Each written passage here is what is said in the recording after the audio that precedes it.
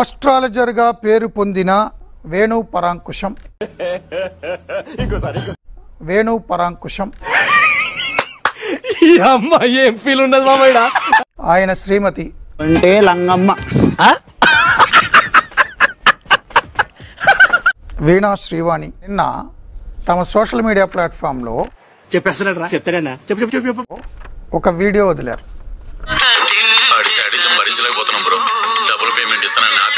ఏమని 5 కోట్లు డిమాండ్ చేస్తోంది మూర్తి అనుచరుడు అమర్. నేను 5 కోట్లు అడిగానా? 5 కోట్లు ఇగో స్టూడియోలో వేసుకునేవి కూడా 5 కోట్లు లేవు, నాకు 4 ఎన్నో ఉన్నాయి.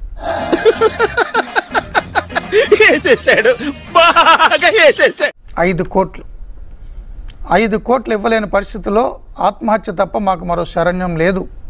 లక్షణమైన కుటుంబాల్లో వెలిగే జ్యోతుల మధ్య ఎంత పెద్ద ఆధారంగా ఇదిగో ఒక ఆడియో విడుదల చేస్తున్నాం. అసలు ట్విస్ట్ చూస్తే షాక్ అయిపోతారు. ఈ ఆడియోయే ఆధారం. మూర్తి టీం 5 కోట్లు అడిగింది. ప్లగ్ లో ఏలైనా పెడతాం గానీ అట్లాంటి ఏదో పనులు నా టీం, నా పర్సన్ వెళ్ళింది శ్రీమతి వేణు చెప్పారు. ఇదంతా నీ ట్రైనింగే కదరా?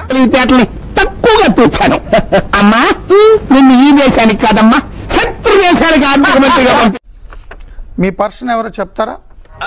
అంటే అది మీరు బయట పెడతారా? నా అనుచరుడు అమర్ అన్నారు. నా అనుచరుడు ఎవరు అమర్ లేరు. అది నిజం సార్. నేను ఈ విషయాన్ని మీకు చెప్పట్లా, పోలీస్కి చెప్పొచ్చా. జూబ్లీ హిల్స్ పోలీస్ స్టేషన్కి స్వయంగా వెళ్ళి కంప్లైంట్ ఇచ్చి వచ్చా. ఆడికి అలాగే అవ్వలేరా? నేను 5 కోట్లు డిమాండ్ చేశానని చెప్పి ఒక ఆడియో విడుదల చేశారు. ఆడియో మీద ఎంక్వైరీ చేయండి. జనరల్ గా చెప్పాను రా, నేను సీరియస్ గా తీసుకున్నాను. వాళ్ళు ఎవరో తెలియాలి. ఆడియో వీళ్ళకి ఎలా వచ్చింది తెలియాలి. ఎవని మొక్కం చూసినారో పొద్దున్న లేచి అబ్బా తెలియాలి. వీళ్ళ మనిషినే పంపించారా అంటే వీళ్ళు సెటిల్మెంట్కి పంపించారా తెలిసిపోయిందా? అసలు ఆడియోలో ఉన్నది ఎవరో తెలియడం కోసం నేను సైబర్ క్రైమ్ స్టేషన్ కూడా కంప్లైంట్ ఇచ్చాను. తెలీదు, గుర్తులేదు, మర్చిపోయా. లాయర్లు వస్తారా, పోలీసులు వస్తారా, బ్రాహ్మణ సంఘాలు వస్తాయా, జర్నలిస్టులు వస్తారా అని అడిగారు. కొట్టొద్దు. ఆయన గెలుస్తారని చెప్పిన పొలిటికల్ పార్టీని ఎందుకు అడగలేదు అనుకుంటున్నారు? అందుకనే సాక్షి పత్రికలో ఈరోజు శ్రీమతి వేణు యొక్క ఆరోపణల్ని ఫస్ట్ పేజీలో వేశారు. జర్నలిజం ముసుగులో 5 కోట్లు డిమాండ్ చేస్తున్న జర్నలిస్టు మూర్తి బండారాన్ని వేణు వీడియో బయటపెట్టి తీస్తా. నాలో ఉన్న క్రియేటివిటీ మొత్తం బయటికి తీస్తా. నా తడాకా చూపిస్తా. అంటే మీరు సర్టిఫికెట్ ఇచ్చారు అది బండారం అని, మీ మీద కూడా కేసు వేస్తున్నా. కంట్రోల్ ఎవరు చాలు, వాడి పాపాను వాడు చేసిన పాపాలకి నేను పోయేటట్టున్నాను సార్. నిజమే. మీ మీద కూడా డిఫామేషన్ కేసు వేస్తున్నా. ప్రెస్ కౌన్సిల్ ఆఫ్ ఇండియాకి వెళ్తున్నా, ఎడిటర్స్ గిల్ట్కి వెళ్తున్నా. తప్పైపోయింది అంతే. మొత్తం కాన్స్పిరెన్సీ అంతా బయట పెడతా. ఏదో సరదా కోసం సామాన్యంగా ఎవరైనా మీ ముందుకు వస్తే, మీ మీదకి వస్తే, మిమ్మల్ని ప్రశ్నిస్తే కులం ముద్ర వేసేసి, మతం ముద్ర వేసేసి, పార్టీ ముద్ర వేసేసి,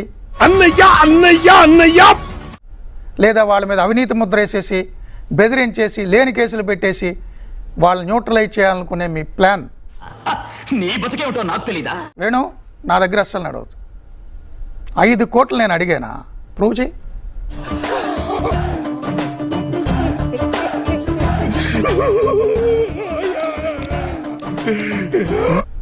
నీ తరపు నేను వెళ్ళి పోలీసుని అడిగా, ఆ ఆడియో ఎవరిది చెప్పండి అని. నాకు ఇప్పుడే తెలిసిన సమాచారం ఆడియో ఎవరిదో. ఆగలేకపోతున్నాను సార్, ఆశతో ఆతృతగా ఉంది. నీ టీంలో పర్సనే, నీ చుట్టుపక్కలే ఉంటుంది, నీ టీం అని చెప్పి మీ శ్రీమతే చెప్పారు. విషయం నీకు తెలిసిందా? నాకేంది, ఏపీ హోల్ మొత్తం తెలుసు. మీ మనిషి అని. ఆ మనిషి ఎవరో ఇన్ఫర్మేషన్ పోలీసులు చెప్తారు. వీడు ఈ టైప్ లో తగిలాడేంటి? మీతో పాటు మీ బృందంలో ఉన్న పిఆర్ టీం, మీతో పాటు కామాఖ్య వచ్చిన టీం, మీతో పాటు థాయిలాండ్ వెళ్ళిన టీం. ఇప్పుడు ఎక్కడ కొట్టాలరా? నిన్ను పట్టుకుంటే పని మార్గం లేదా? ఫోన్ ఆడియో అయితే రింగ్ రావాలి, ఒక బీప్ రావాలి, యువతల వాయిస్ గట్టిగా ఉండాలి, అవతల వాయిస్ ఫోన్లో ఉన్నట్టు ఉండాలి. ఏం పాయింట్ పెట్టావన్నా, సూపర్. మీటింగ్ పక్క పక్కన పెట్టినట్టు ఎందుకు మంచిగా ప్లాన్ చేసుకోలేకపోయారా? ఇదేంట్రా బాబు ఇలా అయిపోయింది నా జీవితం. అన్నీ వస్తాయి. సైబర్ పోలీస్కి చెప్పాను, జూబ్లీస్ పోలీస్కి చెప్పాను, కోర్టుకు కూడా వెళ్తా అన్నారు. ఈ ఆడియో అంటే బలమైన ఆధారం అంటే ఏముంది అందులో? బలమైన ఆధారంలో మీ మనుషులు ఇద్దరు మాట్లాడుకున్నారు, అందరి పేర్లు చెప్పారు. ఈ పార్ట్ మీరు సరిగా ప్లానింగ్ చేసుకోలేదా? మీరు ఇద్దరు బిగినర్స్ మిస్టేక్స్ ఇవన్నీ చూడటం కాదండి, మీరు చెయ్యాలంతే. మీరు ట్రై చేస్తారన్నారంటే అది ఓకే అయిపోయిన